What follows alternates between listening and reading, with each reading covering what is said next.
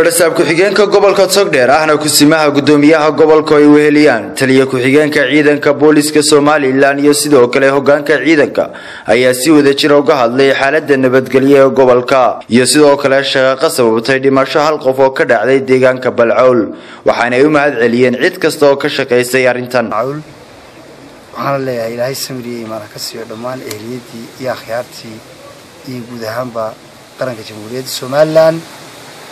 waxaan kaloo runtii aan mahad u naqayaa labada garab ee labada beelood ee ay shaqaaqadu dhalinyartooda dhex martay oo runtii labada suldaan labada guurti labada beelood intuba maamul ahaan nagala shaqeeyay waxaan mar labaad uga mahad naqayaa sidii qiimaha lahayd ee iyagoo kormeerkii ku jira ciidanka gobolka ay noogala hawl galeen noogala odeeyeen noogala gurmadeen hawl dila oo ka dhacday Balcawl oo ay noola agaasimeen dhammaan gobolada degmooyinka aan soo marnay si wanaagsan bay hawshu uga socotay shacab diyaar oo nabadgelyada u diyaaray ciidan u diyaar gudashada waajibaadkooda ayaan ugu tagnay wixii baahiyaha ama dhaliilaha ay jireen waa ka wada hadalnay wixii aan wax ka qaban kareynin oo waan ka qabanay wixii kalena waxaan la tigid doonaa taliska saraadii ilaahay ka dhigo laakiin ciidanku aad buu wanaagsan yahay waana shaqeynaya halkan waxaan ku soo noqday gobolka oo aan kula kulnay hawl ka taagneed oo dil ka dhacay dinta eedeeda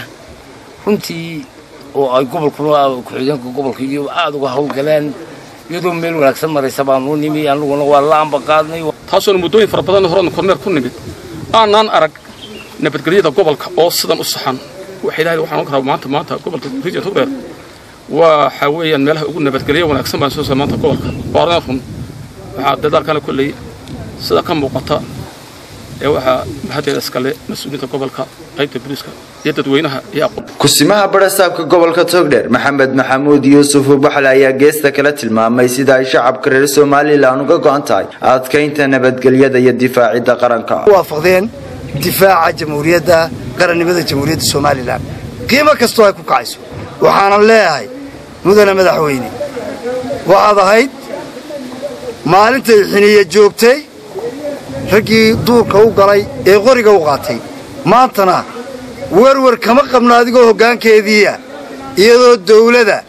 oo ciidankeedii iyo hay'adkeedii ay u dhisan yihiin inaannu faragelin dabadeed cadowga dabadda iyo ka gudaha waannu ogsoonnahay mudane madaxweyne in aad